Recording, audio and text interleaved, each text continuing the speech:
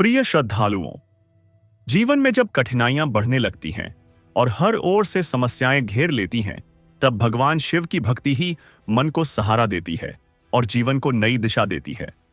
सोमवार का दिन शिव उपासना और व्रत कथा के लिए विशेष माना जाता है। इस दिन श्रद्धा और विश्वास के साथ शिव कथा का श्रवण करने से जीवन में चल रही परेशानियां धीरे धीरे कम होने लगती हैं और मन को शांति मिलने लगती है। जो व्यक्ति सच्चे भाव से इस पावन कथा को सुनता है, उसके जीवन में स्थिरता आती है, परिस्थितियां बेहतर होने लगती हैं और कठिन समय से बाहर निकलने का मार्ग मिलने लगता है। ऐसी मान्यता है कि सोमवार के दिन शिव व्रत कथा सुनने से जीवन के सभी कष्ट दूर होने लगते हैं और व्यक्ति के जीवन में सुख, संतुलन और शांति का अनुभव होता है।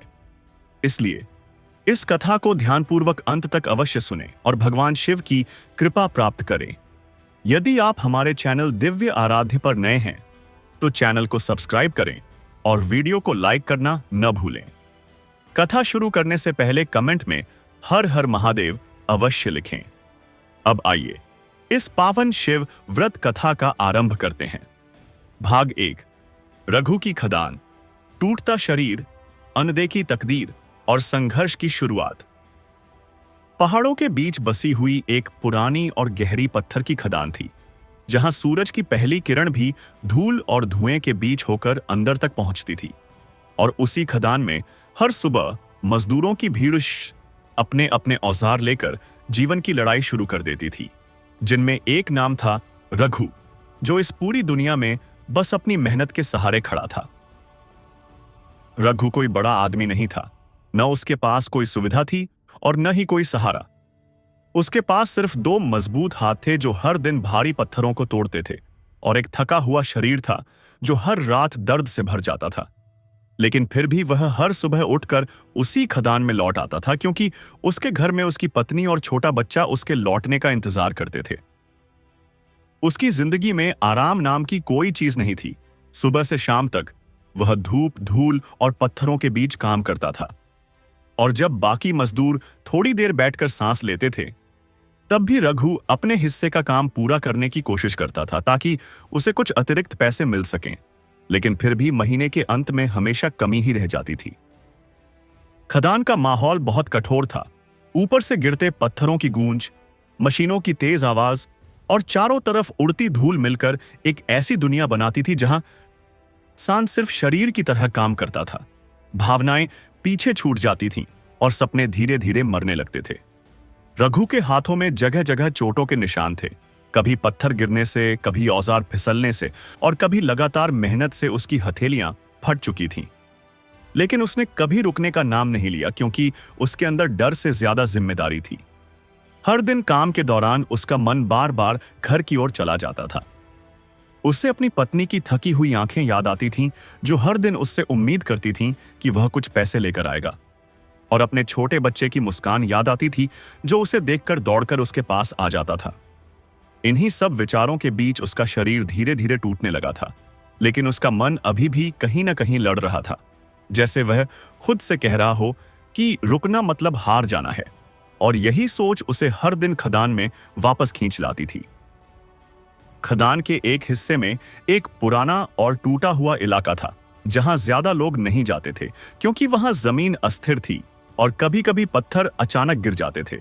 लेकिन कई बार रघु वहीं काम करने चला जाता था, क्योंकि वहां बड़े पत्थरों के टुकड़े मिल जाते थे जिनसे ज्यादा पैसे मिल सकते थे।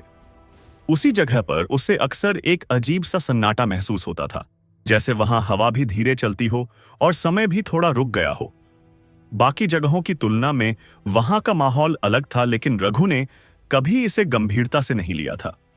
एक दिन खदान में काम करते समय अचानक बहुत बड़ा पत्थर ऊपर से टूटकर नीचे गिरा। उसकी आवाज इतनी तेज थी कि पूरा इलाका कुछ सेकंड के लिए कांप उठा, और रघु उस पत्थर के ठीक पास था। इतना पास कि अगर वह एक कदम भी देर करता तो उसकी जान जा सकती थी। लेकिन किसी अजीब वजह से वह ठीक समय पर पीछे हट गया और वह पत्थर उसके बहुत करीब गिरकर टूट गया। यह घटना इतनी अचानक थी कि आसपास के मजदूर भी कुछ पल के लिए स्तब्ध रह गए और फिर धीरे धीरे सब सामान्य हो गया। उस घटना के बाद रघु कुछ देर तक वहीं खड़ा रहा, उसके हाथ कांप रहे थे और सांसें तेज थीं। लेकिन उसके मन में डर के साथ साथ एक अजीब सा सवाल भी उठ रहा था कि आखिर उसे ठीक उसी समय पीछे खींचने वाली शक्ति क्या थी। शाम को जब काम खत्म हुआ और वह घर की ओर चला तो उसका मन शांत नहीं था। वह बार बार उसी पल को याद कर रहा था जब उसकी जान लगभग जा सकती थी, लेकिन किसी वजह से वह बच गया। और उसे पहली बार यह महसूस हुआ कि शायद उसकी जिंदगी सिर्फ मेहनत और किस्मत तक सीमित नहीं है। रात को जब वह थका हुआ घर पहुंचा तो वह सामान्य रूप से बात भी नहीं कर पा रहा था। उसकी पत्नी ने पूछा भी कि क्या हुआ, लेकिन वह बस चुप रहा क्योंकि उसके पास कोई जवाब नहीं था।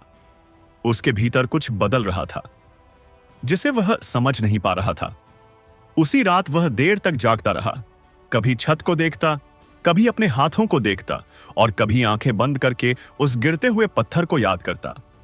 और धीरे धीरे उसके मन में यह विचार गहराता गया कि शायद उसके जीवन में कोई ऐसी अदृश्य ताकत है जो उसे बचा रही है। और यही वह रात थी जहां रघु की कहानी सिर्फ एक मजदूर की कहानी नहीं रही, बल्कि एक ऐसे सफर की शुरुआत बन गई जहां मेहनत, डर और किसी अनदेखी शक्ति के बीच एक गहरा संबंध बनने वाला था। संदेश भाग 1। कभी कभी सबसे कठोर जीवन के बीच भी एक ऐसा संकेत छिपा होता है जो इंसान की पूरी दिशा बदल देता है। भाग 2। रात की बेचैनी, अनजाना सपना और सोमवार की पहली खिंचाव। उस रात रघु को नींद ठीक से नहीं आई। शरीर तो दिन भर की मेहनत से टूट चुका था, लेकिन मन लगातार उसी एक घटना में अटका हुआ था जहां वह भारी पत्थर उसके बिल्कुल करीब गिरा था और फिर भी वह बच गया था। यह विचार बार बार उसके अंदर सवाल पैदा कर रहा था कि क्या यह सिर्फ किस्मत थी या कुछ और। रात के सन्नाटे में जब पूरा घर सो चुका था, रघु चुपचाप बाहर आकर बैठ गया। ठंडी हवा उसके चेहरे से टकरा रही थी, लेकिन उसके अंदर का तापमान शांत नहीं हो रहा था। उसका मन लगातार बेचैन था और वह बार बार अपने हाथों को देख रहा था जैसे उनमें कोई जवाब छिपा हो। धीरे धीरे उसे नींद आने लगी और उसी अधूरी नींद में वह एक अजीब से सपने में चला गया जहां उसे लगा कि वह उसी खदान में खड़ा है, लेकिन वहां सब कुछ शांत है। कोई आवाज नहीं, कोई धूल नहीं, सिर्फ एक गहरी शांति फैली हुई है। सपने में उसने देखा कि उसी खदान के बीच एक बहुत पुराना शिवलिंग रखा हुआ है जिस पर हल्की नीली रोशनी गिर रही है, और उस स्थान पर हवा अपने आप धीमी हो गई है जैसे समय ठहर गया हो। उस सपने में उसे कोई शब्द सुनाई नहीं दिए, लेकिन एक गहरी अनुभूति हुई जैसे कोई उसे बार बार उसी स्थान पर आने का संकेत दे रहा हो, और वह संकेत डराने वाला नहीं बल्कि खींचने वाला था। सुबह जब उसकी आंख खुली तो उसका शरीर थका हुआ था, लेकिन मन पहले से ज्यादा सक्रिय था। वह उस सपने को भूल नहीं पा रहा था और बार बार उसी नीले प्रकाश और शांत स्थान के बारे में सोच रहा था। उस दिन खदान में काम करते समय भी उसका ध्यान भटक रहा था। वह हथौड़ा चलाता, लेकिन मन कहीं और होता, और हर कुछ देर में उसे वही सपना याद आ जाता जैसे वह सपना अब उसके भीतर बस गया हो। काम के बीच उसने पहली बार ध्यान दिया कि आज सोमवार है, और यह बात उसके मन में बिना किसी कारण के एक अलग सा प्रभाव डाल गई, जैसे यह दिन सामान्य दिनों से अलग हो। उसे यह समझ नहीं आया कि यह भावना कहां से आई, लेकिन उसके अंदर एक हल्की सी इच्छा पैदा हुई कि वह आज काम के बाद उस पुराने और टूटे हुए हिस्से की तरफ जाए जहां वह काम करता था। दिन ढलते ढलते जब काम खत्म हुआ तो वह सामान्य रास्ते की बजाय उसी पुराने हिस्से की तरफ चल पड़ा जहां मिट्टी कम और पत्थरों का ढेर ज्यादा था, और जहां सन्नाटा थोड़ा ज्यादा गहरा महसूस होता था। वह जैसे जैसे उस जगह के करीब पहुंचता गया, उसे वही अजीब सा सन्नाटा फिर से महसूस होने लगा जो पहले भी महसूस हुआ था। लेकिन इस बार वह सन्नाटा डराने वाला नहीं था, बल्कि उसे रोकने की बजाय आगे बढ़ा रहा था। वह कुछ देर वहीं खड़ा रहा और बिना किसी कारण के उसकी आंखें उसी दिशा में चली गईं जहां उसने सपने में शिवलिंग देखा था, और उसे आश्चर्य हुआ कि वह जगह उसे अजीब तरह से परिचित लग रही थी। उसी क्षण उसके भीतर एक हल्का सा कंपन हुआ, जैसे उसके मन में कोई दरवाजा खुल रहा हो, लेकिन वह अभी भी इसे समझ नहीं पा रहा था कि यह भावना क्या है और क्यों हो रही है। और इसी उलझन के बीच वह पहली बार बिना किसी मजबूरी के नहीं बल्कि किसी अंदरूनी खिंचाव के कारण उस दिशा में आगे बढ़ गया जहां उसका जीवन धीरे धीरे बदलने वाला था। संदेश भाग 2। कभी कभी रास्ता इंसान नहीं चुनता बल्कि एक अनजाना अनुभव उसे उस दिशा में खींच ले जाता है जहां उसका बदलाव छिपा होता है। भाग 3। खदान का रहस्य खुलना, टूटते डर के बीच पहली आस्था और अनदेखी उपस्थिति का अनुभव। रघु जब उस पुराने खदान वाले हिस्से में पहुंचा जहां आमतौर पर लोग जाने से बचते थे, तो वहां का माहौल पहले से भी ज्यादा अलग लग रहा था। हवा धीमी थी, धूल कम थी और एक अजीब सी स्थिरता पूरे स्थान पर फैली हुई थी, जैसे प्रकृति खुद कुछ देर के लिए शांत हो गई हो। उसने अपने कदम रोके नहीं बल्कि धीरे धीरे आगे बढ़ता गया, क्योंकि उसके अंदर अब डर से ज्यादा जिज्ञासा थी। और यह जिज्ञासा उसे किसी अनजानी दिशा में खींच रही थी जिसे वह खुद भी पूरी तरह समझ नहीं पा रहा था। जैसे जैसे वह आगे बढ़ा, उसे वही सपना याद आने लगा जिसमें उसे एक शांत स्थान और नीली रोशनी दिखाई दी थी। और आश्चर्य की बात यह थी कि वास्तविक जगह भी लगभग वैसी ही लग रही थी। बस फर्क इतना था कि यहां सब कुछ धूल और पत्थरों से ढका हुआ था। वह एक बड़े पत्थर के पास रुका और उसे महसूस हुआ कि वहां जमीन थोड़ी अलग है, जैसे समय के साथ उस जगह ने अपनी पहचान बदल ली हो। और उसी क्षण उसके मन में एक अनजाना सा कंपन फिर से उठा। उसने अपने हाथ से पत्थरों को हटाना शुरू किया। शुरुआत में यह सिर्फ जिज्ञासा थी, लेकिन धीरे धीरे यह किसी आंतरिक शक्ति की तरह महसूस होने लगा जो उसे रुकने नहीं दे रही थी। कुछ ही देर बाद पत्थरों के नीचे से एक पुरानी संरचना का हिस्सा दिखाई दिया, जो साधारण पत्थर नहीं था बल्कि किसी पुरानी पूजा स्थल जैसी आकृति लग रही थी, जिससे रघु कुछ पल के लिए चुप हो गया। उसके दिल की धड़कन तेज हो गई, क्योंकि उसे समझ नहीं आ रहा था कि यह सब क्या है। लेकिन उसके भीतर डर के साथ साथ एक अजीब सी शांति भी महसूस हो रही थी, जैसे वह किसी ऐसे सत्य के करीब पहुंच रहा हो जिसे उसने कभी सोचा ही नहीं था। जैसे ही उसने और मिट्टी हटाई, वहां एक छोटा सा प्राकृतिक शिवलिंग जैसा आकार दिखाई दिया, जो बहुत पुराना था, लेकिन उसमें एक अलग ही शांति और स्थिरता थी। और उसे देखकर रघु कुछ सेकंड तक हिल भी नहीं सका। उस क्षण हवा थोड़ी ठंडी हो गई और उसे ऐसा महसूस हुआ जैसे उसके आसपास की आवाजें धीमी हो गई हों और सिर्फ उसके दिल की धड़कन ही सुनाई दे रही हो। यह अनुभव सामान्य नहीं था, लेकिन वह इसे समझ भी नहीं पा रहा था। उसने धीरे से अपने हाथ जोड़ लिए, लेकिन उसे खुद नहीं पता था कि वह यह क्यों कर रहा है। यह कोई सीखी हुई क्रिया नहीं थी, बल्कि एक स्वाभाविक प्रतिक्रिया थी जो उसके भीतर से निकल रही थी। उसी समय उसके मन में एक हल्का सा विचार आया कि शायद यही वही स्थान है जो उसके सपने में दिखा था। और यह विचार आते ही उसका पूरा शरीर हल्का सा सिहर उठा, क्योंकि यह केवल संयोग जैसा नहीं लग रहा था। वह कुछ देर वहीं बैठा रहा, बिना कुछ बोले, बिना कुछ सोचे, बस उस स्थान को महसूस करता रहा।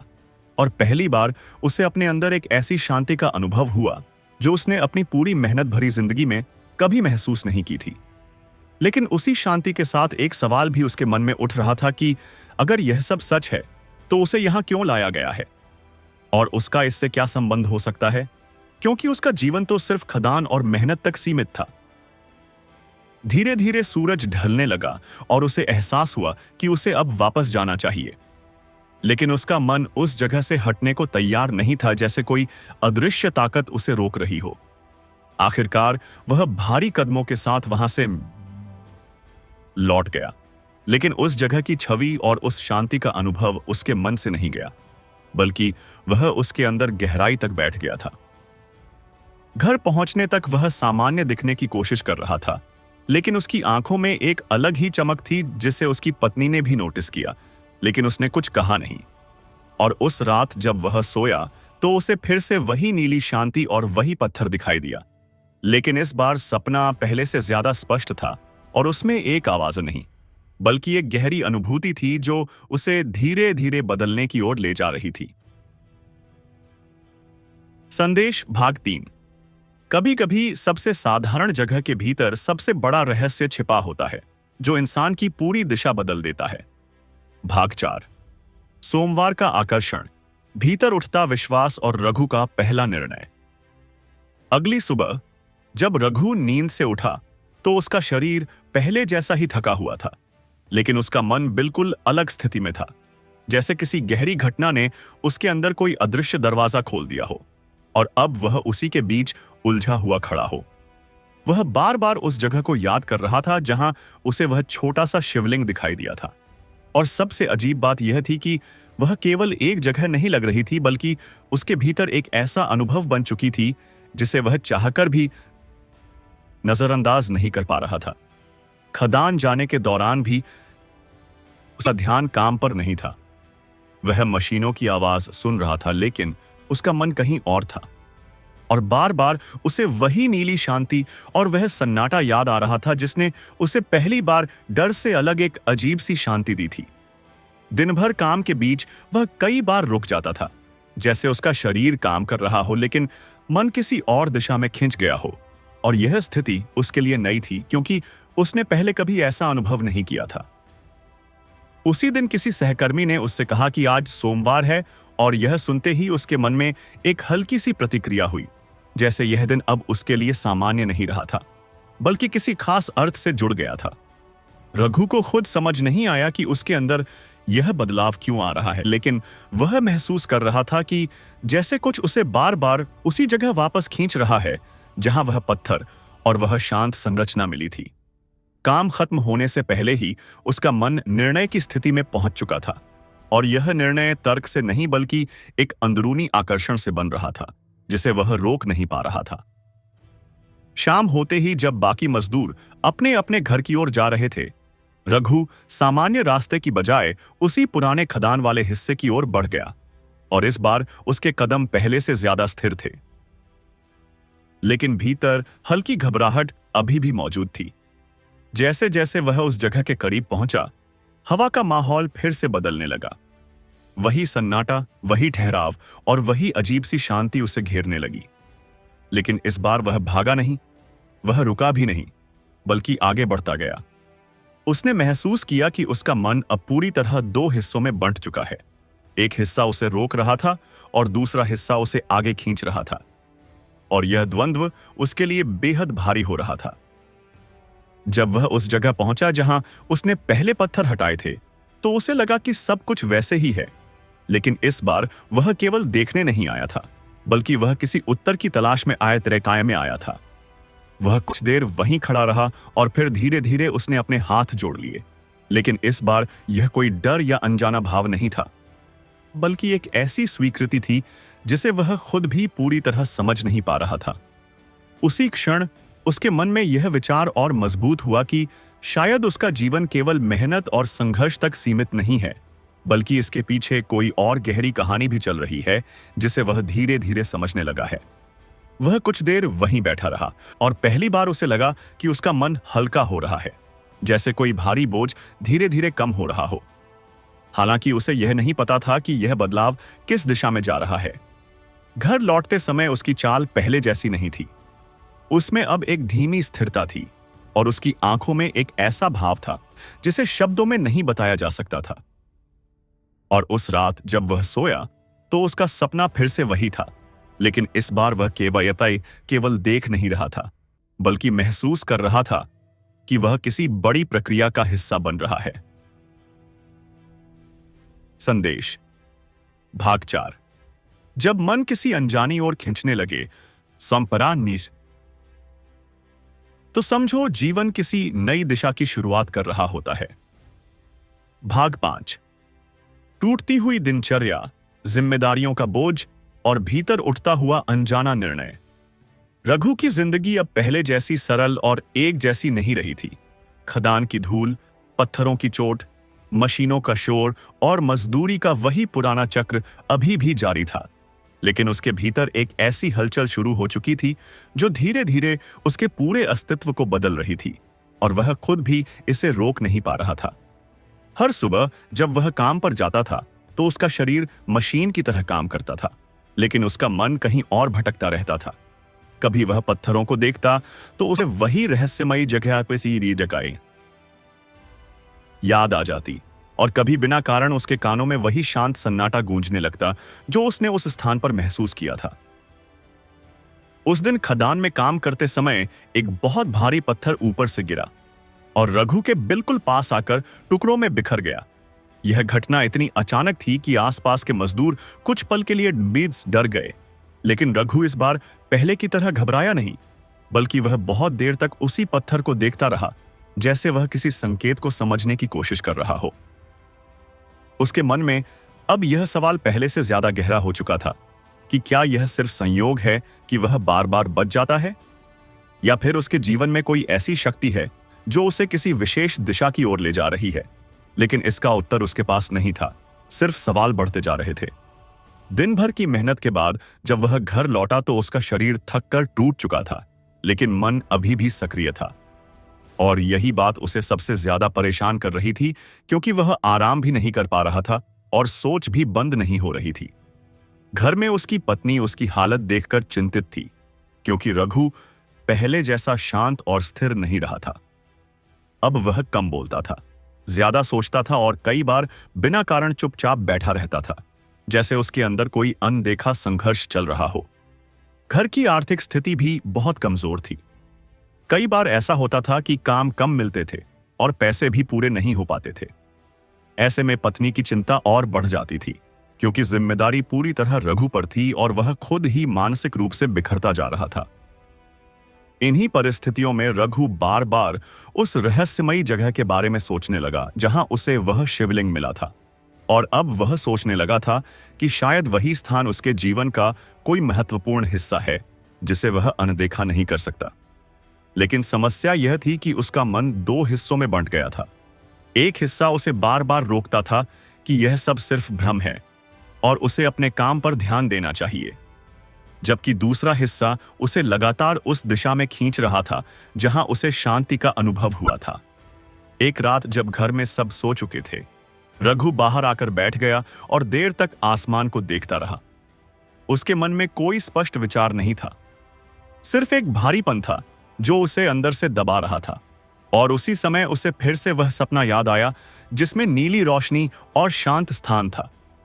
इस बार वह सपना सिर्फ याद नहीं था, बल्कि उसके भीतर एक आदेश जैसा महसूस हो रहा था, जैसे कोई उसे धीरे धीरे उस जगह वापस जाने के लिए मजबूर नहीं कर रहा था, बल्कि उसे संकेत दे रहा था कि अब समय आ गया है। अगले दिन काम के दौरान उसका ध्यान पूरी तरह टूट गया और छोटी सी गलती के कारण उसे मालिक की डांट भी सुननी पड़ी, जिससे उसका आत्मविश्वास और कमजोर हो गया। लेकिन उसके भीतर का आकर्षण उस रहस्यमय स्थान के लिए और मजबूत होता जा रहा था। अब उसके सामने दो रास्ते स्पष्ट हो चुके थे।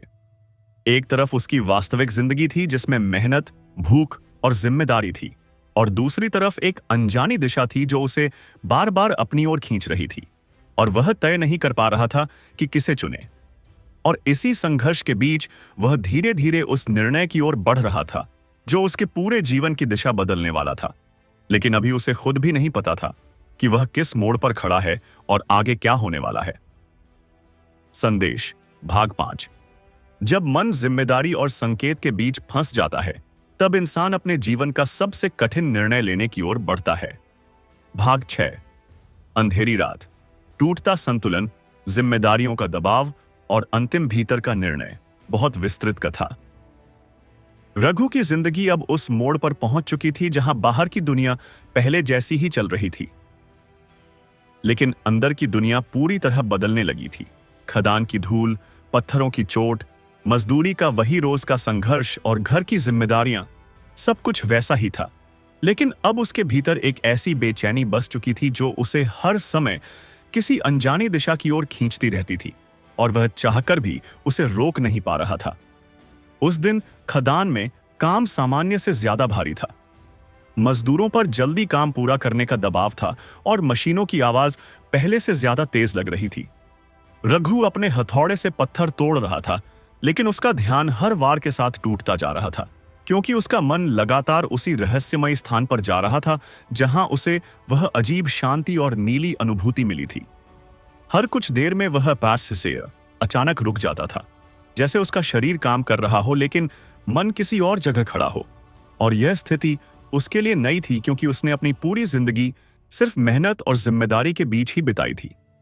लेकिन अब पहली बार उसे लग रहा था कि उसके भीतर कुछ ऐसा जाग चुका है जो सिर्फ काम से शांत नहीं होने वाला।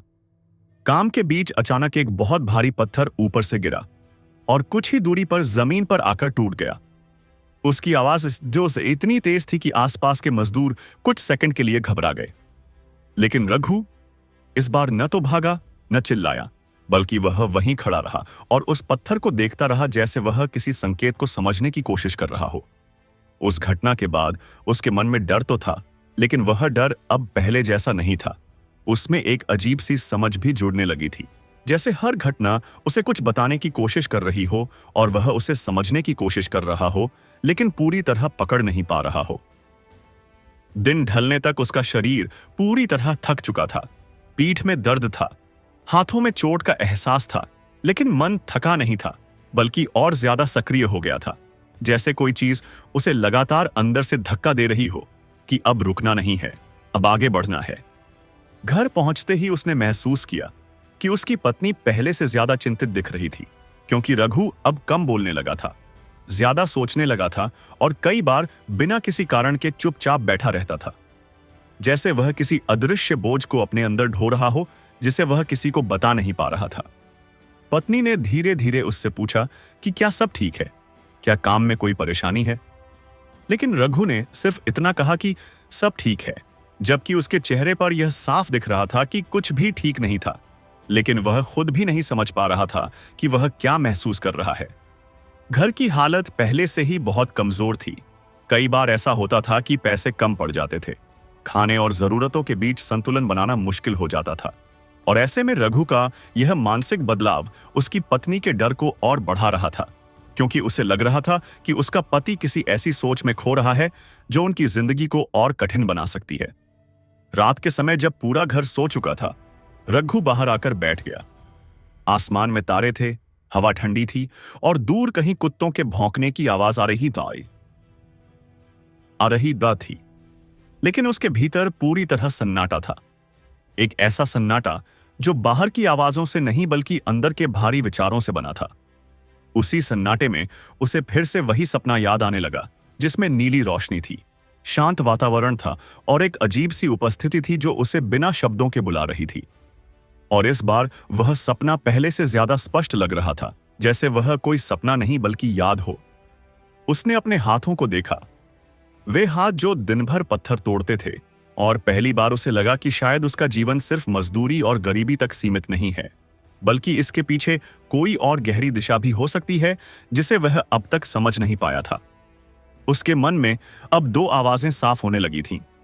एक आवाज उसे कह रही थी कि यह सब सिर्फ भ्रम है, उसे अपने काम पर ध्यान देना चाहिए और जिम्मेदारियों से नहीं भागना चाहिए, जबकि दूसरी आवाज उसे बार बार उसी रहस्यमयी जगतसाइन पर वापस जाने के लिए मजबूर कर रही थी, जहां उसे पहली बार शांति का अनुभव हुआ था।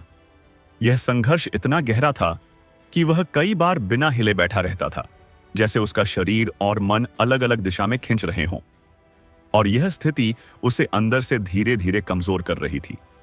लेकिन उसी कमजोरी के बीच एक निर्णय भी बन रहा था, जो अब भी पूरी तरह स्पष्ट नहीं था। अगली सुबह सी जब वह खदान जाने के लिए तैयार हुआ तो उसके चेहरे पर पहले जैसी उलझन नहीं थी, बल्कि एक अजीब सी चुप्पी थी, जिसमें डर भी था और स्वीकार भी, जैसे उसने अपने भीतर किसी बड़े बदलाव को धीरे धीरे स्वीकार करना शुरू कर दिया हो। काम के दौरान भी उसका ध्यान पूरी तरह बंटा हुआ था, लेकिन इस बार यह सिर्फ भ्रम नहीं था, बल्कि एक दिशा की ओर बढ़ता हुआ मन था जो बार बार उसे उसी जगह की याद दिला रहा था जहां उसका अनुभव शुरू हुआ था। और अब वह अनुभव उसके लिए सिर्फ याद नहीं बल्कि एक गहरा संकेत बन चुका था। दिन के अंत तक उसका मन पूरी तरह इस बात की ओर झुक चुका था कि वह अब इंतजार नहीं करेगा, क्योंकि यह खिंचाव सिर्फ एक विचार नहीं रहा था, बल्कि एक ऐसी शक्ति बन चुका था जिसे वह नजरअंदाज नहीं कर सकता था, चाहे उसके परिणाम कुछ भी हों। और इसी मानसिक संघर्ष के बीच वह उस अंतिम निर्णय के बेहद करीब पहुंच गया था जहां से उसकी जिंदगी एक बिल्कुल नई दिशा लेने वाली थी। लेकिन अब भी वह खुद भी पूरी तरह नहीं जानता था कि उस रास्ते का अंत क्या होगा और उसे वहां क्या मिलने वाला है। संदेश भाग 6। जब भीतर का खिंचाव तर्क से बड़ा हो जाता है तब इंसान अपने जीवन की दिशा बदलने से खुद को रोक नहीं पाता। भाग 7। घर से निकलता हुआ इंसान, जिम्मेदारी का अंतिम संघर्ष और अनजानी शक्ति की ओर पहला पूर्ण समर्पण। रघु उस रात जब खदान से लौटकर घर आया तो उसका शरीर पूरी तरह थक चुका था। लेकिन उसकी थकान सिर्फ शरीर की नहीं थी, वह थकान उसके मन की भी थी। जैसे कई दिनों से चल रहा अंदरूनी संघर्ष अब अपनी चरम सीमा पर पहुंच चुका हो और अब उसे किसी अंतिम निर्णय की जरूरत हो। घर में अंधेरा था, पत्नी और बच्चा सो चुके थे और यही सन्नाटा रघु के लिए सबसे भारी था, क्योंकि इस सन्नाटे में उसे अपने हर फैसले का वजन महसूस हो रहा था। हर जिम्मेदारी का बोझ उसके कंधों पर और गहरा बैठता जा रहा था। वह बहुत देर तक घर के बाहर बैठा रहा। खदान की धूल अब भी उसके कपड़ों पर थी, हाथों में चोट के निशान थे, लेकिन उसकी आंखों में अब सिर्फ थकान नहीं थी, उसमें एक अजीब सी बेचैनी थी जो उसे बार बार उस रहस्यमयी जगह की ओर खींच रही थी। उसके मन में बार बार वही दृश्य आ रहा था जहां उसने टूटे पत्थरों के नीचे वह शिवलिंग देखा था, और उसके साथ वह अजीब सी नीली शांति जो न तो डर थी और न ही पूरी तरह विश्वास, बल्कि दोनों के बीच की कोई गहरी स्थिति थी। उसी रात उसने पहली बार महसूस किया कि अगर वह अब भी रुक गया तो वह कभी नहीं जान पाएगा कि उसके जीवन में यह सब क्यों हो रहा है। और यह विचार उसके भीतर धीरे धीरे एक निर्णय का रूप लेने लगा। वह उठकर घर के अंदर गया। उसकी पत्नी गहरी नींद में थी, बच्चा भी शांत सो रहा था, और यह दृश्य देखकर उसके भीतर एक अजीब सा संघर्ष उठा, जैसे उसका मन दो हिस्सों में बंट गया हो, एक जिम्मेदारी का हिस्सा और एक खोज का हिस्सा। उसने धीरे धीरे अपना छोटा सा कपड़ा उठाया, थोड़ा पानी लिया और बिना किसी शोर के घर के दरवाजे की ओर बढ़ गया। हर कदम भारी था, लेकिन पीछे लौटने की इच्छा अब कमजोर पड़ चुकी थी। घर से निकलते समय उसने एक बार पीछे मुड़कर देखा। उसकी पत्नी और बच्चे की शांति भरी नींद उसे अंदर तक हिला गई। लेकिन उसी क्षण उसके मन में यह विचार भी आया कि शायद अगर वह नहीं समझा तो यह सब कभी स्थिर नहीं होगा। वह धीरे धीरे खदान की ओर नहीं बल्कि उस पुराने टूटे हुए हिस्से की ओर बढ़ गया जहां उसने पहली बार उस रहस्यमयी जगह से महसूस किया था, और हर कदम के साथ उसका मन और गहराई में उतरता जा रहा था। रास्ते में हवा थोड़ी बदलने लगी थी, रात और ज्यादा शांत होती जा रही थी, और उसे बार बार ऐसा लग रहा था जैसे कोई उसे देख रहा हो। लेकिन यह डराने वाला नहीं था, बल्कि एक अनजाना सा आकर्षण था जो उसे रोक नहीं रहा था बल्कि आगे बढ़ा रहा था। जब वह उस जगह के करीब पहुंचा तो वही सन्नाटा फिर से उसे घेरने लगा। लेकिन इस बार वह सन्नाटा नया नहीं था बल्कि परिचित लग रहा था, जैसे वह पहले भी किसी स्तर पर इसे महसूस कर चुका हो और अब फिर से उसी में लौट रहा हो। उसने देखा कि वही पत्थर और वही संरचना अभी भी वही थी। समय ने उसे और ज्यादा पुराना बना दिया था, लेकिन उसकी उपस्थिति पहले से ज्यादा गहरी और स्थिर लग रही थी, जैसे वह आज से अब और ज्यादा वास्तविक हो गई हो। रघु कुछ देर तक खड़ा रहा, फिर धीरे धीरे उसने अपने घुटने मोड़ दिए और वहीं बैठ गया। उसके हाथ अपने आप जुड़ गए, लेकिन इस बार उसमें कोई भय नहीं था, कोई मजबूरी नहीं थी, बस एक स्वीकृति थी जो उसके भीतर से निकल रही थी। उसके मन में अब सवाल कम हो रहे थे और एक अजीब सी शांति बढ़ रही थी। लेकिन यह शांति सामान्य नहीं थी, यह ऐसी शांति थी जो किसी लंबे संघर्ष के बाद ही आती है, जहां इंसान सवालों से आगे निकल जाता है। उसी क्षण उसे लगा जैसे उसका पूरा जीवन उसके सामने नहीं बल्कि उसके भीतर बदल रहा है, और वह सिर्फ एक मजदूर नहीं बल्कि किसी ऐसी यात्रा का हिस्सा बन चुका है जिसे वह अभी समझ भी नहीं पा रहा था। उसने आंखें बंद कर लीं और पहली बार बिना किसी इच्छा, बिना किसी मांग के बस उस अनदेखी उपस्थिति को महसूस करने लगा, और उसी अनुभव में उसका डर धीरे धीरे पीछे हटने लगा। और यही वह क्षण था जहां रघु ने पहली बार पूरी तरह अपने पुराने जीवन को पीछे छोड़कर एक नई अनजानी दिशा को स्वीकार करना शुरू कर दिया था, बिना यह जाने कि आगे उसका सामना किस सत्य से होने वाला है। संदेश भाग 7।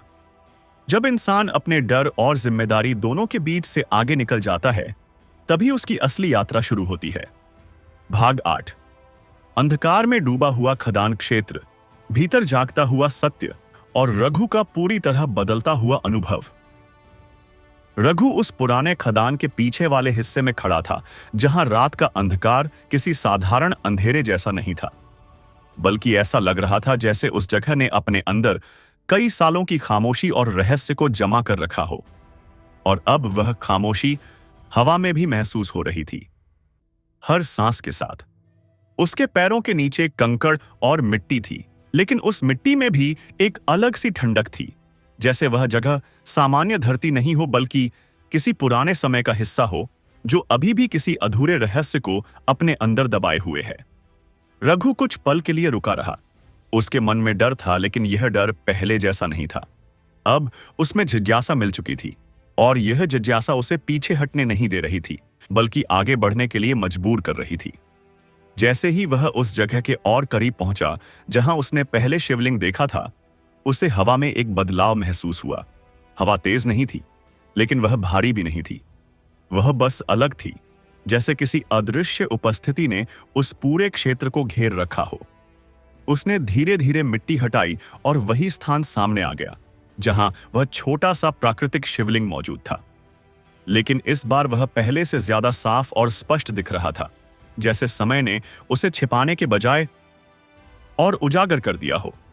रघु वहीं बैठ गया।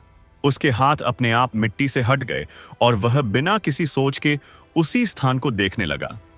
उसकी आंखें खुली थीं, लेकिन उसका मन धीरे धीरे किसी और अवस्था में जा रहा था, जहां शब्द नहीं थे, सिर्फ अनुभव था। उसी क्षण उसे ऐसा महसूस हुआ जैसे उसके शरीर में हल्का सा कंपन शुरू हो गया हो, जैसे कोई ऊर्जा उसके चारों ओर नहीं बल्कि उसके भीतर चल रही हो। और यह अनुभव उसे न तो डर दे रहा था और न ही भ्रम, बल्कि एक अजीब सी स्थिरता दे रहा था।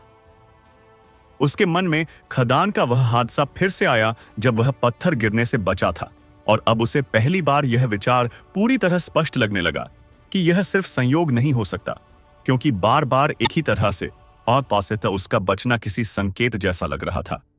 वह धीरे धीरे आंखें बंद कर लेता है और उसके भीतर का शोर कम होने लगता है, जैसे उसके मन के अंदर वर्षों से चल रही भाग दौड़ अचानक धीमी पड़ गई हो और उसकी जगह एक गहरी चुप्पी आ गई हो, जो डरावनी नहीं बल्कि शांत कर देने वाली थी। उसी चुप्पी में उसे ऐसा लगा जैसे कोई मौजूद है। कोई दिखाई नहीं दे रहा, लेकिन हर तरफ महसूस हो रहा है, जैसे हवा में, जमीन में और उसके अपने अंदर भी। और यह उपस्थिति उसे दबा नहीं रही थी बल्कि उसे सहारा दे रही थी। रघु का शरीर अब पूरी तरह शांत हो चुका था। उसकी सांसें धीरे धीरे सामान्य हो रही थीं, लेकिन उसका मन किसी नए अनुभव की गहराई में जा रहा था, जहां उसे पहली बार यह महसूस हो रहा था कि वह अकेला नहीं है। उसके हाथ अपने आप जुड़ जाते हैं, लेकिन यह कोई मजबूरी नहीं थी, बल्कि एक स्वाभाविक प्रतिक्रिया थी, जैसे उसके अंदर कुछ टूट रहा हो और उसी टूटने के साथ कुछ नया बन रहा हो। उसी क्षण उसे भीतर एक हल्की रोशनी का अनुभव होता है, नीली नहीं, पूरी तरह स्पष्ट, लेकिन एक ऐसी चमक जो उसके डर को पीछे धकेल रही थी और उसके भीतर एक नई समझ को जन्म दे रही थी। अब उसके भीतर सवाल कम हो रहे थे और स्वीकार बढ़ रहा था, लेकिन यह स्वीकार किसी हार का नहीं था, बल्कि किसी बड़ी चीज को समझने की शुरुआत जैसा था, जो उसके पूरे जीवन को बदल सकता था। वह काफी देर तक उसी अवस्था में बैठा रहता है। समय का कोई अंदाजा नहीं रहता। उसे बस इतना महसूस होता है कि कुछ बदल रहा है, बहुत धीरे लेकिन बहुत गहराई से, और यह बदलाव उसके पूरे अस्तित्व को छू रहा है। जब वह अंत में उठता है तो उसके कदम पहले जैसे नहीं होते। उनमें अब डर की जगह स्थिरता होती है और अनिश्चितता की जगह एक हल्का सा विश्वास होता है, जिसे वह शब्दों में नहीं समझा सकता लेकिन महसूस कर सकता है। और उसी रात जब वह वापस घर की ओर चलता है तो उसे पहली बार यह एहसास होता है कि उसका जीवन अब पहले जैसा नहीं रहेगा, क्योंकि उसने किसी ऐसी सच्चाई को छू लिया है जिसे वापस अनदेखा करना अब संभव नहीं था। संदेश जवेश भाग 8। जब इंसान अपने भीतर की गहराई को महसूस करने लगता है, तब उसका डर धीरे धीरे समझ में बदलने लगता है। भाग 9। घर लौटती हुई रात, बदलता हुआ मन और आस्था का पहला स्थायी अंकुर। रघु उस रात जब खदान वाले टूटे हिस्से से वापस लौट रहा था तो रास्ता वही था, पहाड़ वही थे, हवा वही थी, लेकिन उसके भीतर कुछ भी पहले जैसा नहीं था।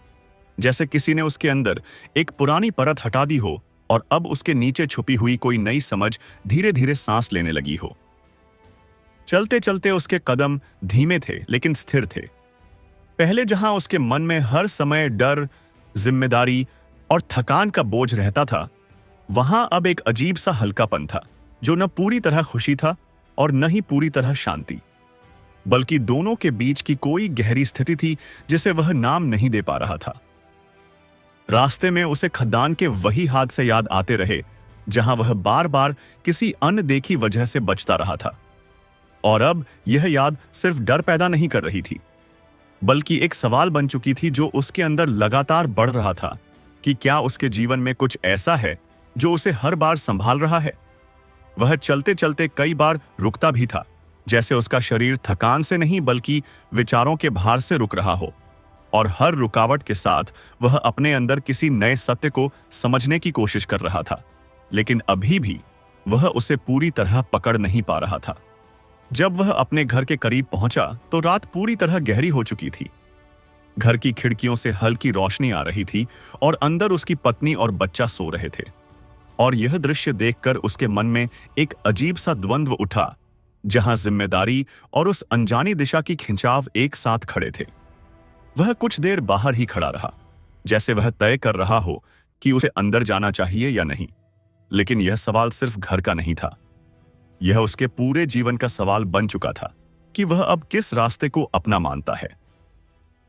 आखिरकार वह धीरे धीरे अंदर गया, लेकिन सामान्य तरीके से नहीं, बल्कि बहुत शांत और धीरे कदम रखते हुए, जैसे वह नहीं चाहता था कि कोई उसकी बदलती हुई स्थिति को तुरंत समझ ले, क्योंकि उसे खुद भी पूरा भरोसा नहीं था कि उसके अंदर क्या बदल रहा है। उसकी पत्नी की नींद हल्की थी। वह थोड़ी देर में जाग भी गई और उसने देखा कि रघु अभी भी जाग रहा है, लेकिन वह पहले जैसा नहीं लग रहा था। उसके चेहरे पर अब बेचैनी कम थी और एक अजीब सी स्थिरता दिखाई दे रही थी। पत्नी ने धीरे से पूछा कि क्या सब ठीक है, लेकिन रघु ने तुरंत कोई जवाब नहीं दिया, क्योंकि उसे खुद नहीं पता था कि ठीक का मतलब अब उसके लिए क्या रह गया है। वह बस चुप रहा और कुछ देर बाद पानी पीकर बैठ गया। उस रात वह बिस्तर पर लेटा, लेकिन नींद नहीं आई। उसके मन में बार बार वही जगह घूम रही थी जहां उसने शिवलिंग देखा था, और अब वह केवल दृश्य नहीं था बल्कि एक अनुभव बन चुका था जो उसे अंदर से खींच रहा था। उसी चुप्पी में उसे लगा जैसे उसके भीतर कोई हल्की रोशनी धीरे धीरे फैल रही हो। कोई तेज चमक नहीं, बल्कि एक बहुत शांत और स्थिर एहसास जो उसे डर से दूर और सोच के करीब ला रहा था। वह अपने हाथों को देखता है, वही हाथ जो दिन भर पत्थर तोड़ते थे, लेकिन अब उसे पहली बार लग रहा था कि शायद यह हाथ सिर्फ मेहनत के लिए नहीं बने हैं, बल्कि किसी और उद्देश्य का हिस्सा भी हो सकते हैं। उसके मन में अब सवाल पूरी तरह खत्म नहीं हुए थे, लेकिन वे बदल गए थे। पहले जहां सवाल सिर्फ डर पैदा करते थे, अब वही सवाल उसे समझने की दिशा में ले जा रहे थे। और यह बदलाव उसके लिए सबसे बड़ी बात थी। रात के किसी हिस्से में उसे हल्की नींद आई, और उसी नींद में उसे फिर से वही अनुभव हुआ। लेकिन इस बार यह सपना नहीं था, बल्कि एक ऐसा एहसास था जिसमें वह उस शांत स्थान के करीब खड़ा था, और उसे ऐसा लग रहा था जैसे कोई उसे देख रहा हो, लेकिन बिना डर के। सुबह जब उसकी आंख खुली तो वह पहले जैसा नहीं था। उसके चेहरे पर थकान थी, लेकिन मानसिक घबराहट कम थी, और उसकी आंखों में एक नई स्थिरता थी जो धीरे धीरे बन रही थी।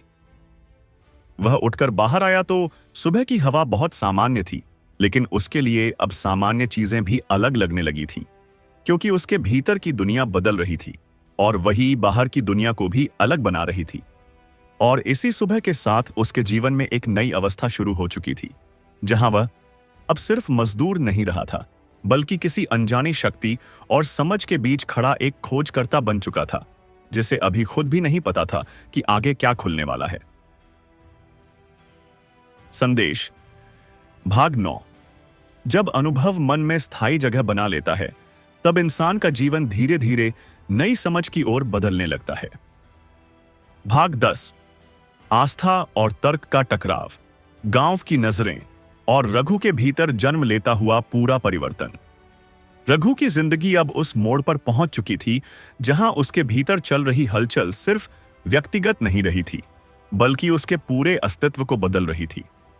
और यह बदलाव धीरे धीरे उसके चेहरे, उसकी चाल और उसके व्यवहार में भी दिखने लगा था, हालांकि वह खुद इसे पूरी तरह समझ नहीं पा रहा था। सुबह जब वह खदान जाता था तो पहले की तरह जल्दी और मजबूरी में नहीं जाता था। अब उसके कदमों में एक अजीब सी स्थिरता थी, जैसे वह किसी ऐसे रास्ते पर चल रहा हो जिसे वह मजबूरी में नहीं बल्कि किसी आंतरिक स्वीकार के साथ अपना रहा हो। खदान में काम करते समय भी उसका ध्यान पहले जैसा बिखरा हुआ नहीं था। अब वह ज्यादा शांत रहता था, कम बोलता था और हर चीज को पहले से ज्यादा ध्यान से देखने लगा था, जैसे उसके अंदर कोई नई समझ विकसित हो रही हो जो उसे हर घटना के पीछे कुछ और देखने पर मजबूर कर रही हो। उसी दौरान गांव में उसकी बदलती हुई स्थिति की चर्चा भी धीरे धीरे फैलने लगी थी।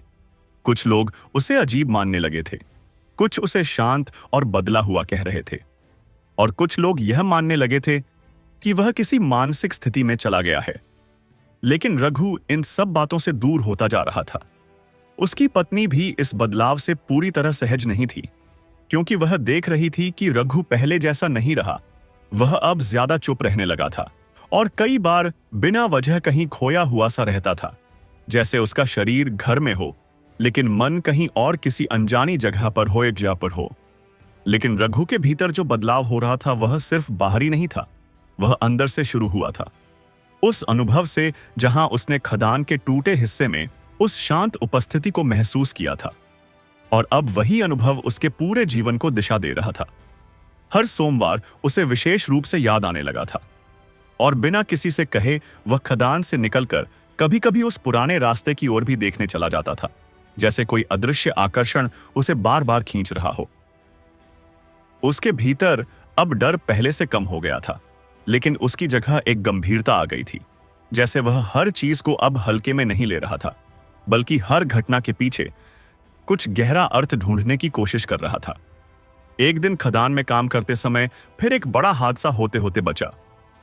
भारी पत्थर नीचे गिरा, लेकिन रघु उससे ठीक पहले हट गया, और इस बार बाकी मजदूरों ने भी यह नोटिस किया कि उसके साथ बार बार ऐसा कैसे हो रहा है। कुछ मजदूरों ने मजाक में कहा कि शायद उसके ऊपर कोई छाया है जो उसे बचा रही है, लेकिन यह बात मजाक से ज्यादा गंभीर लगने लगी, क्योंकि ऐसी घटनाएं बार बार हो रही थीं। रघु ने इस पर कोई प्रतिक्रिया नहीं दी, लेकिन उसके मन में वही विचार फिर से मजबूत हो गया कि यह सब सिर्फ संयोग नहीं हो सकता। और अब यह विचार उसके अंदर गहराई से बैठने लगा था। रात को जब वह घर लौटता था तो अब वह पहले जैसा टूटकर नहीं गिरता था, बल्कि शांत रहता था। लेकिन यह शांति सामान्य नहीं थी। यह किसी गहरे संघर्ष के बाद आने वाली शांति थी, जिसमें कई सवाल अभी भी अनुत्तरित थे। एक रात उसकी पत्नी ने साफ पूछा कि आखिर वह कहां खोया रहता है, और क्या वह किसी चीज से डर रहा है या कुछ छुपा रहा है। लेकिन रघु ने सिर्फ इतना कहा कि वह खुद भी सब कुछ नहीं समझ पा रहा है, और यही उसका सबसे बड़ा संघर्ष था। वह न पूरी तरह पुराने जीवन में था और न ही पूरी तरह नए अनुभव को समझ पा रहा था। वह दोनों के बीच कहीं लटका हुआ था। उसी रात जब वह बाहर बैठा था तो उसे फिर से वह नीली शांति महसूस हुई, लेकिन इस बार वह पहले से ज्यादा गहरी थी, और उसके भीतर एक स्पष्ट भावना बनी कि वह अकेला नहीं है, चाहे उसे कोई दिखाई न दे। उसके हाथ अपने आप जुड़ गए, लेकिन यह क्रिया अब डर या अंधविश्वास जैसी नहीं थी, बल्कि एक ऐसी स्वीकृति थी जो उसके भीतर धीरे धीरे स्थायी जगह बना रही थी। और पहली बार उसके मन में यह विचार पूरी तरह साफ हुआ कि उसका जीवन अब पहले जैसा नहीं रहेगा, क्योंकि वह किसी ऐसे अनुभव से जुड़ चुका है जिसे वह छोड़ नहीं सकता और न ही पूरी तरह समझ सकता है। संदेश भाग 10।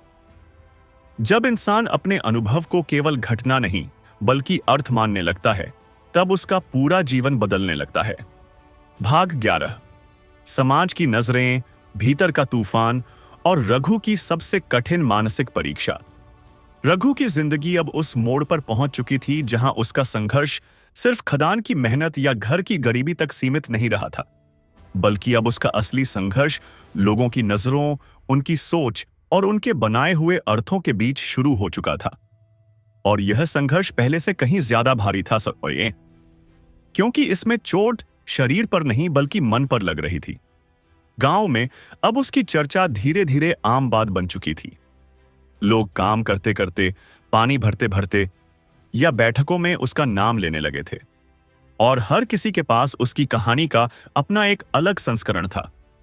कोई उसे भाग्यशाली कहता, कोई अजीब, और कोई उसे किसी अनजानी शक्ति से जुड़ा हुआ मानने लगा था। रघु यह सब सुनता नहीं था, लेकिन महसूस जरूर करता था, क्योंकि जब कोई इंसान बार बार लोगों की नजरों में आने लगता है तो उसकी चुप्पी भी आवाज बन जाती है और उसकी मौजूदगी भी सवाल बन जाती है। और यही स्थिति उसके लिए धीरे धीरे भारी होती जा रही थी। खदान में काम अब पहले जैसा नहीं था। मजदूर उसके साथ रहते हुए भी थोड़ा दूरी बनाने लगे थे, जैसे उनके मन में उसके बारे में कोई अनकहा डर या सम्मान दोनों एक साथ बन रहा हो, और यह मिश्रित भावना उसे और अकेला कर रही थी। उस दिन खदान में एक बड़ा हादसा हुआ। भारी चट्टान टूटकर नीचे गिरी और वह ठीक उसी जगह से कुछ कदम पहले हट गया। यह घटना इतनी तेज और अचानक थी कि कुछ मजदूर चिल्ला पड़े, लेकिन रघु शांत खड़ा रहा, जैसे वह पहले से जानता हो कि यह होने वाला था। उस घटना के बाद माहौल और बदल गया।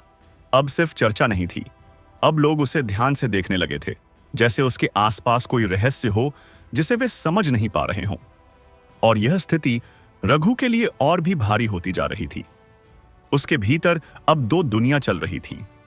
एक वह दुनिया जहां वह आफकबा एक साधारण मजदूर था जो रोज खदान में काम करता था, और दूसरी वह दुनिया जहां वह उन अनुभवों का हिस्सा था जिन्हें वह समझ नहीं पा रहा था, लेकिन महसूस कर रहा था। घर लौटने पर उसकी पत्नी ने देखा कि वह पहले से ज्यादा शांत और दूर हो गया है। वह पहले की तरह बात नहीं करता था, न ही अपनी थकान या दर्द के बारे में कुछ कहता था। बस चुपचाप बैठा रहता था, जैसे किसी गहरे विचार में डूबा हो। पत्नी ने एक दिन साफ कहा कि लोग उसके बारे में अजीब बातें कर रहे हैं और यह सब ठीक नहीं है, लेकिन रघु ने कोई जवाब नहीं दिया, क्योंकि उसके पास खुद भी कोई स्पष्ट उत्तर नहीं था। वह खुद ही इस बीच में फंसा हुआ था। रातें अब उसके लिए और कठिन हो गई थीं, क्योंकि जब सब सो जाते थे तो उसके भीतर का शोर और तेज हो जाता था, और उसी शोर में उसे बार बार वही जगह, वही नीली शांति और वही अनुभव याद आता था, जो अब उसके लिए सिर्फ याद नहीं बल्कि एक वास्तविक खिंचाव बन चुका था। उसे कई बार लगता था कि जैसे कोई उसे देख रहा है, लेकिन यह डर जैसा नहीं था, बल्कि एक उपस्थिति जैसा था जो उसे रोक नहीं रही थी बल्कि समझने के लिए मजबूर कर रही थी। और यह अनुभव उसके पूरे मन को बदल रहा था। धीरे धीरे उसके अंदर एक अजीब सी समझ बन रही थी कि शायद जीवन सिर्फ मेहनत और संघर्ष नहीं है, बल्कि उसके पीछे कोई ऐसी परत है जिसे समझना हर किसी के बस की बात नहीं होती। और वही परत अब उसके सामने खुल रही थी।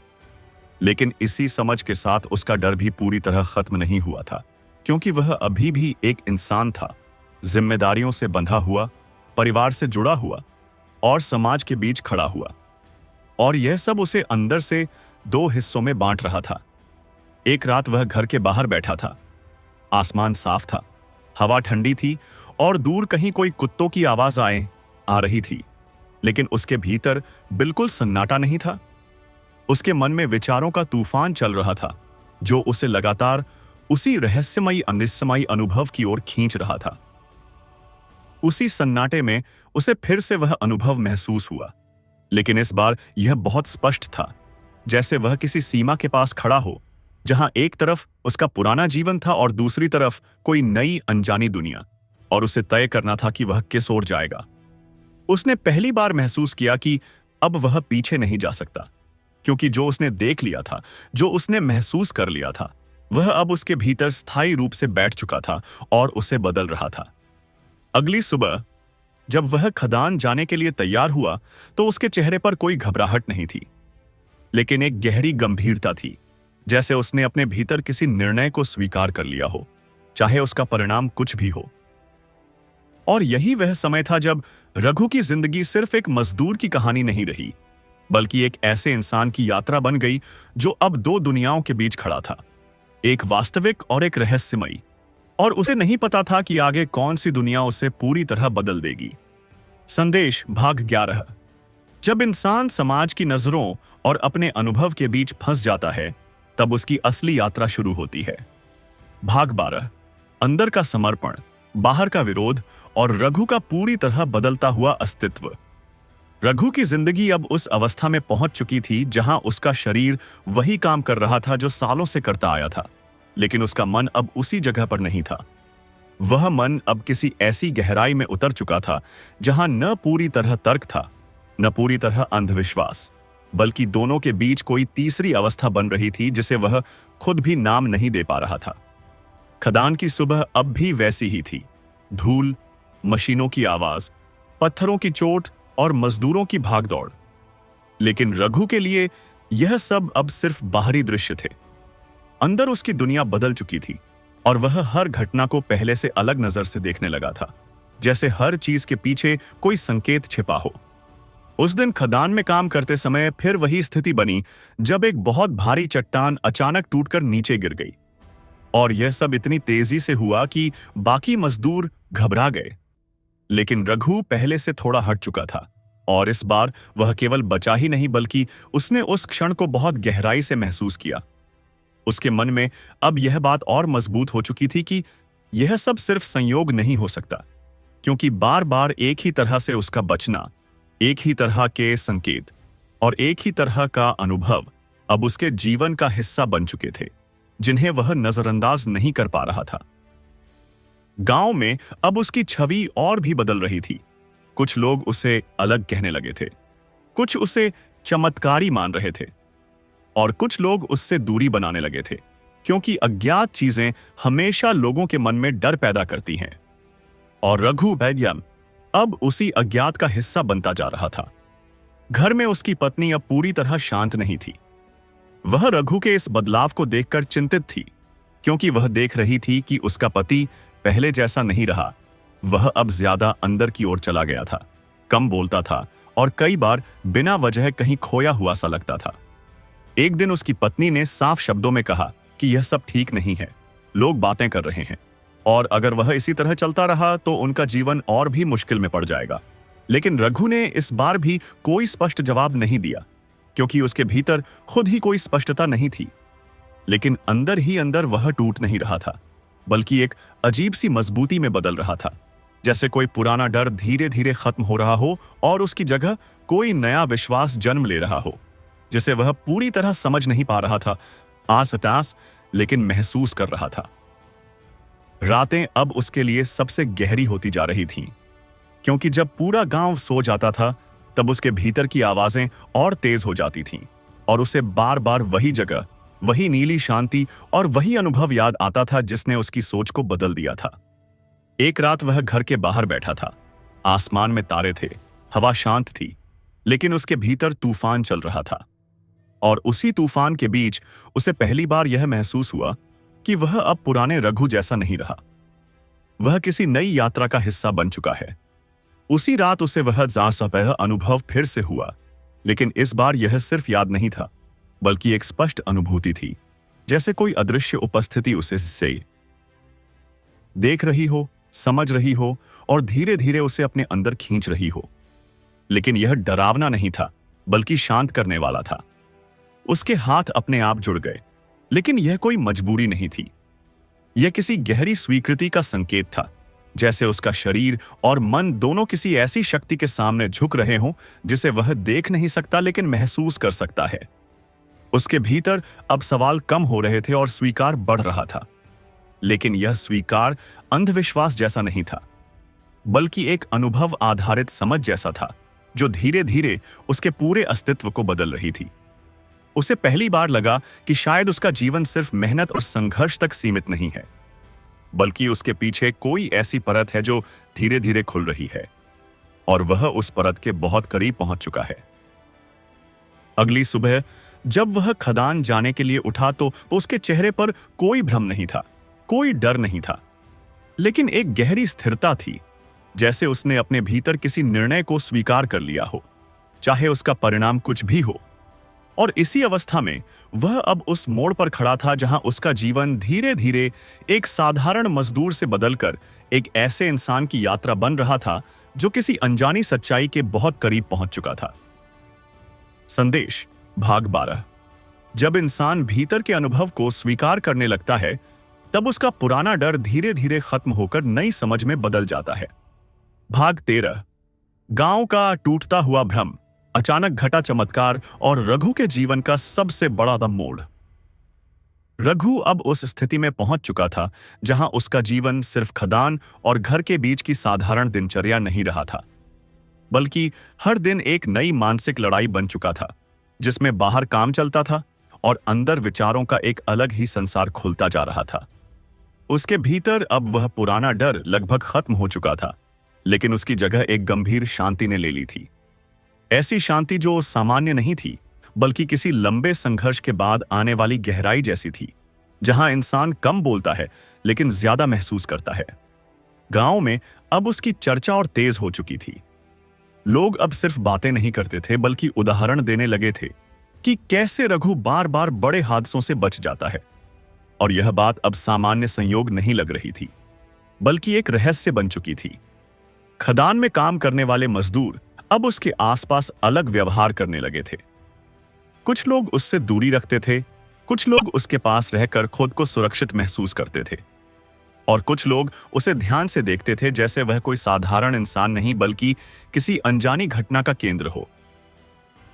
उस दिन खदान में एक बहुत बड़ा काम चल रहा था।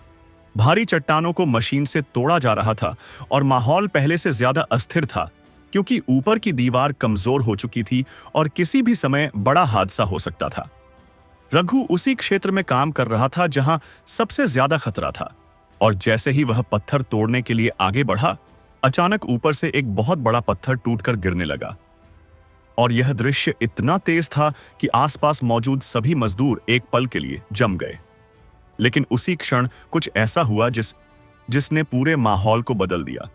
रघु बिना किसी घबराहट के ठीक समय पर एक तरफ हट गया, और वह भारी पत्थर उसके ठीक सामने जमीन पर आकर टूट गया, जिससे चारों तरफ धूल फैल गई और सब कुछ सेकंड के लिए शांत हो गया।